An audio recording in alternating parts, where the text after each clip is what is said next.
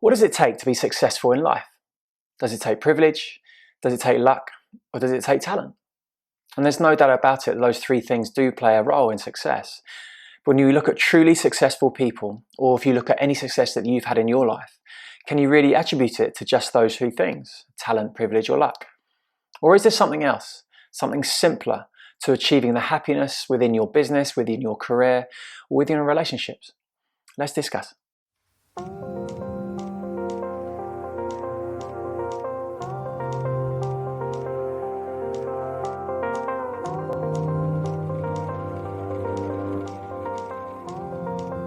Hey, it's Richard. Welcome back to the Conscious Life Collective. We help individuals and organizations reach and harness their full potential. Simply being because we feel the world is better when we're living with our most connected and authentic expression. Thank you for listening. If you're on YouTube or iTunes or Spotify, if you find this content useful and helpful for you, please leave a review. We'd really appreciate it because simply it would help more people find this content.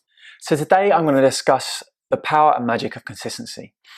It's so easy, isn't it, to get disheartened when we begin a new practice or when we've been on a path of practice.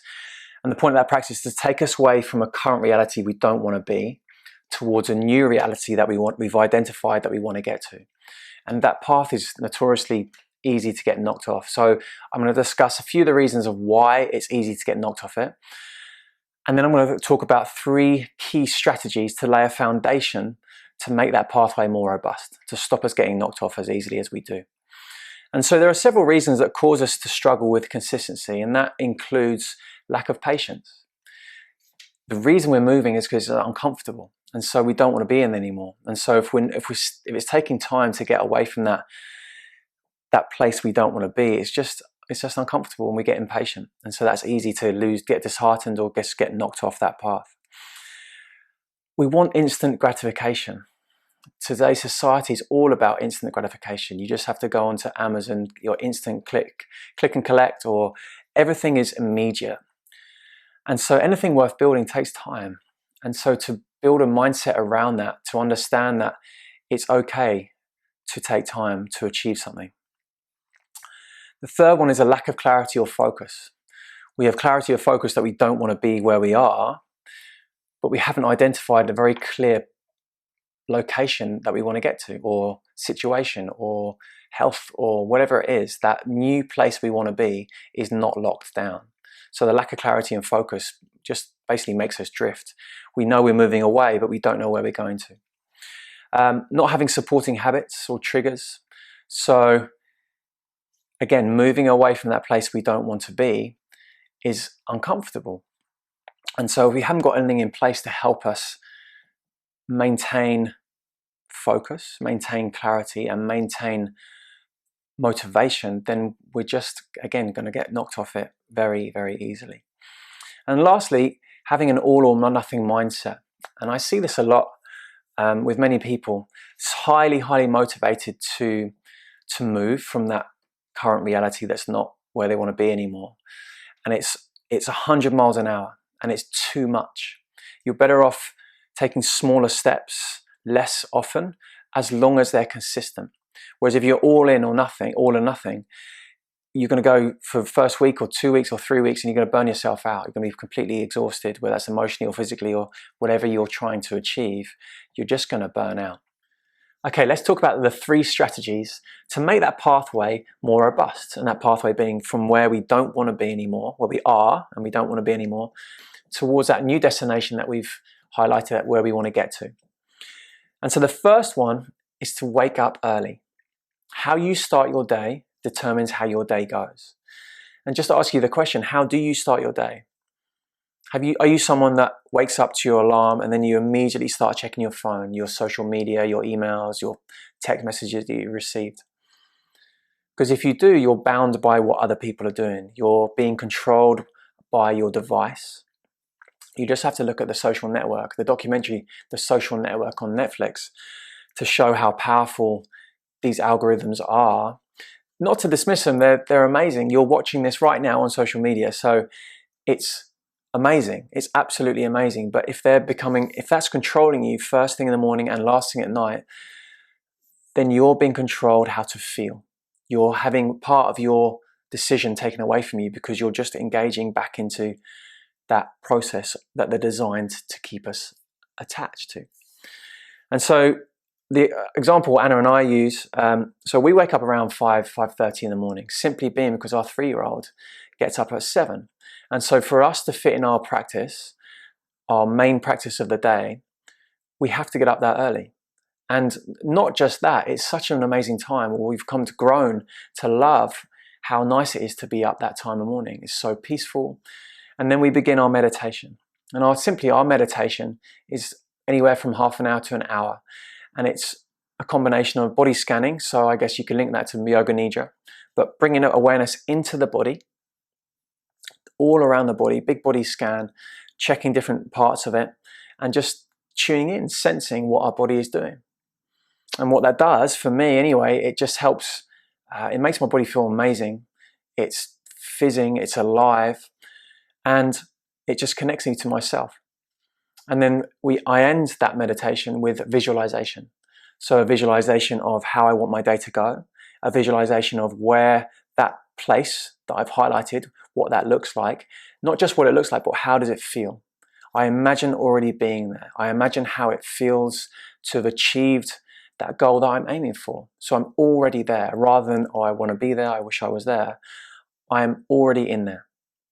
And so what that does, so much science to underpin this, but simply it's releasing the chemicals on a physiological level, it's releasing the chemicals that I'm already in that reality. The same as if you're constantly thinking about something that's stressful or you're fearful of something in the future that hasn't happened, physiologically, it is happening because you're thinking about it and you're worrying about it and you're having the stress response. That's why taking control of our mind and our thoughts is crucial. Because if we're not in the deep now, present now, we're either in the past or either in the future. So the painful past or perfect past, or fearful future, fantastical future. So one of 3 places you're either at. And if you're not in the deep now, you're reliving or portraying something that you don't want to happen. You're not in the present moment. And when you're in the present moment, anything can happen. So that's my practice, my meditation. That's the first thing I do. I also rehydrate, so I'll have a pint of water before I start that. And then I'll enter into a breath practice. So a breath practice to invigorate me, to get me some clarity. I kind of like my coffee in the morning. And if you're interested in a breathwork practice and you haven't got one right now, then check out our Access to Breathwork course. It's just below. Follow the link and loads of details on there for you to check out. There's also a free lesson from Access to Breathwork that you can just access right now. And again, the link is below. Just fill it out and then you'll get immediate access to that lesson on how breath works and some key tools that you can use immediately. So that's my morning. I'll then do 15 minutes of yoga. So a basic yoga flow that connects me to my body even more. It loosens my body up from after being laying down for all those hours, and it just energizes me.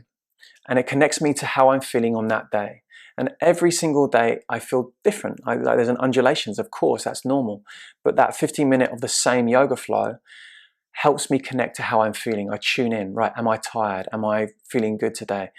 And then I can adapt my day to that. Do I need more rest? Or can I push it a little bit harder? So whether I exercise harder or I can fit in more appointments or whatever it is. So that's waking up early. Okay, the second, to set boundaries. Important for everyone, but especially if you work for yourself and you work from home. You know, your working hours, your starting and end times, and learning to say no. The tendency to overcommit, to say yes to everything that comes up is great, but it's going to leave you completely empty. And not just empty, but your quality is going to go down because you've got too many things going on. So how do you say no? The reason we don't say no is for 3 things. We either avoid, we accommodate other people, or we attack. And so when we avoid, we're avoiding, so we procrastinate basically, because we don't want an uncomfortable conversation. We accommodate, so we rescue people, or we try and fit in to appease people, to help people, to make people, basically because we want people to like us. Or we attack because we end up After those two things, we attack people because we're burnt out, or we're just under pressure, too much pressure, and we attack people. So they're the three signs to tell you if you're not very good at saying no. If they come up in your life often, then that's something to look at.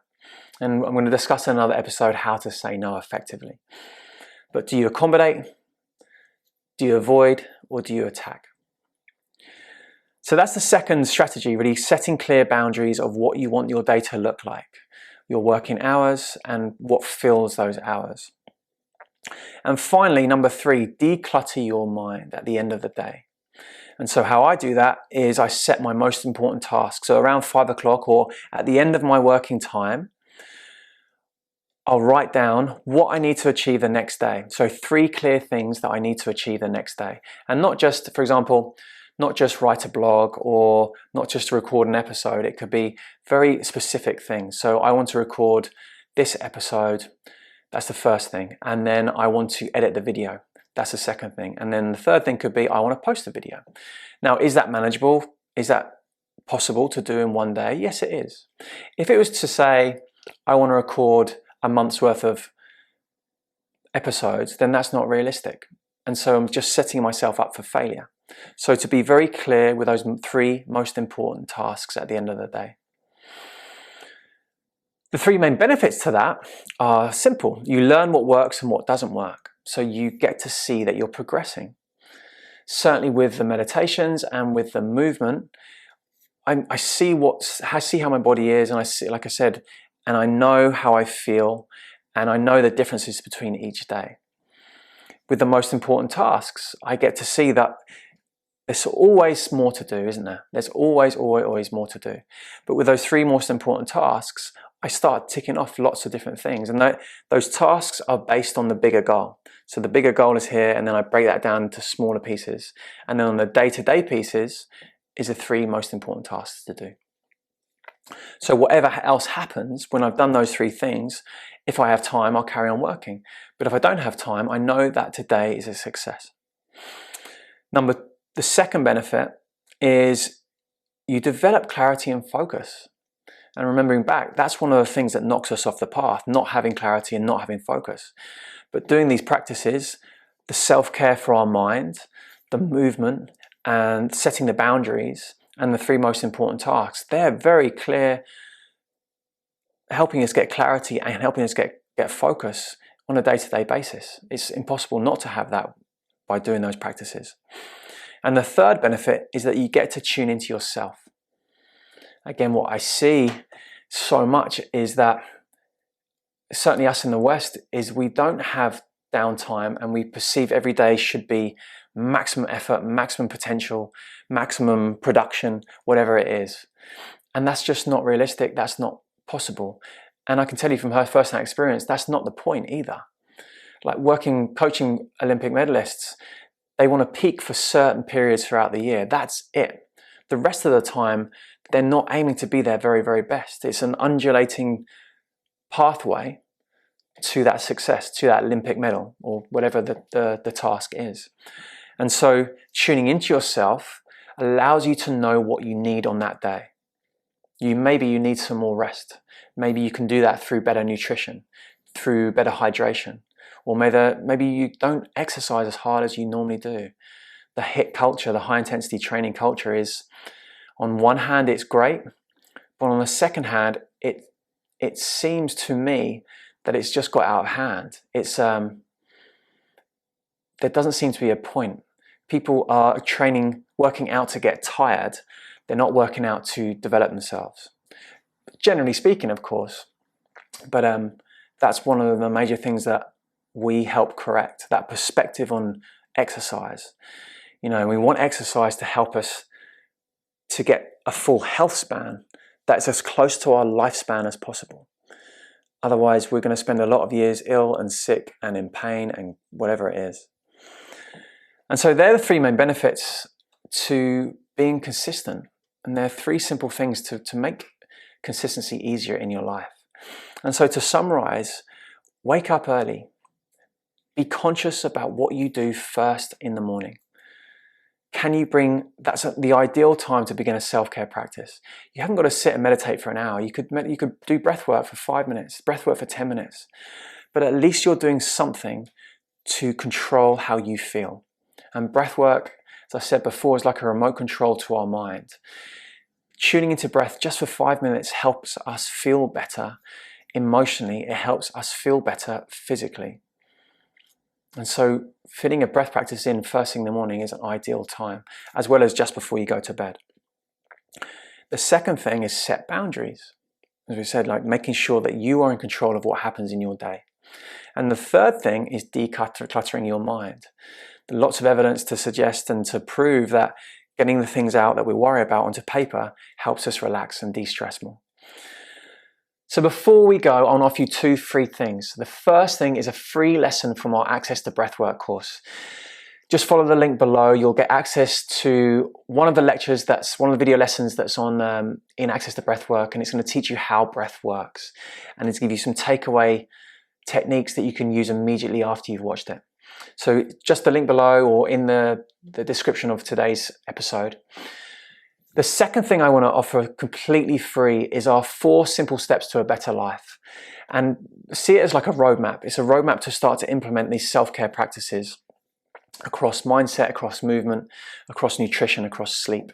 What can you do? It's like really clearly laid out. It's some of the things we've spoken about today in a lot of detail. And it's something we're really proud of. If you read it and you implement it, I promise you, you're going to open your life up into new and wonderful ways. And just click the link below or follow the link in, again, today's description to access that free guide immediately. So thank you again for listening today.